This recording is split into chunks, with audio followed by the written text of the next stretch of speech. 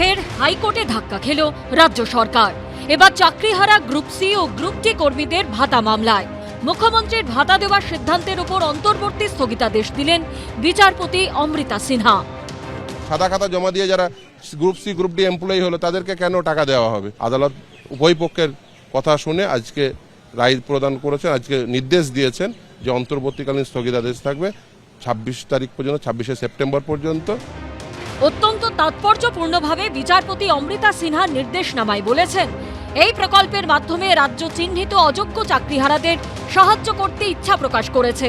প্রতারণামূলক কাজের জন্য নির্দিষ্টভাবে চিহ্নিত যে অযোগ্যদের চাকরি বাতিল হয়েছে, সেই গোষ্ঠীর জন্য রাজ্য এ ধরনের কোনো প্রকল্প চালু করতে পারে কিনা সেটা আদালত খতিয়ে দেখবে।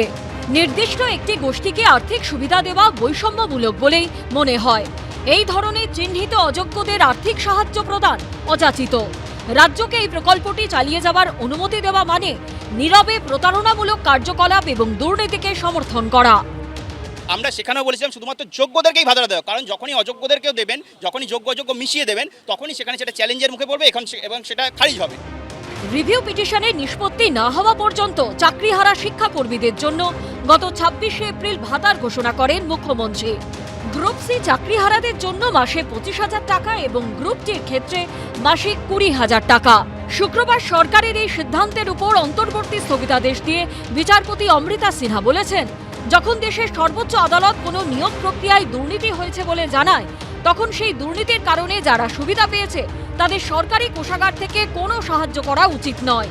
এই ধরনের বিতর্কিত প্রকল্পের মাধ্যমে কলকাতা হাইকোর্টের এবং সুপ্রিম কোর্টের নির্দেশকে অমান্য করা হয়েছে বলে মনে হচ্ছে।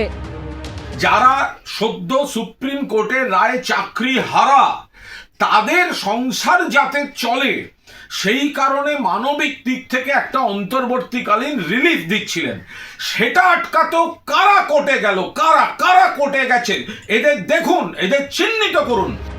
পাল্টা জবাব দিয়েছে বিরোধীরা। উনি 11 সাল থেকেই এই ধরনের ইলিগ্যাল কাজ করেন, এই প্রথম কোর্ট একটা অঙ্কুশ লাগালো এবং আটকালো। It's a welcome verdict, interim verdict. রাজ্য সরকার আবার থাপ্পড় খেলেন হাইকোর্টে। যারা যোগ্যতার সঙ্গে চাকরি পায়নি, তৃণমূল কংগ্রেসের নেতাদের টাকা দিয়ে যারা চাকরি পেয়েছিল, তারাও বাড়ি বসে ভাতা পাবে। আর আমরা সারাদিন রাস্তায় ঘুরবো, চাকরি করব, ব্যবসা করব, সরকারকে ট্যাক্স দেব, আমাদের সেই পয়সায় বাংলার মাননীয়ার নাম কিনবেন। হাইকোর্ট জানিয়েছে 4 সপ্তাহের মধ্যে রাজ্যকে হলফনামা দিতে হবে। রাজ্য হলফনামা দেবার 2 সপ্তাহের মধ্যে উত্তর দেবেন মামলাকারীরা।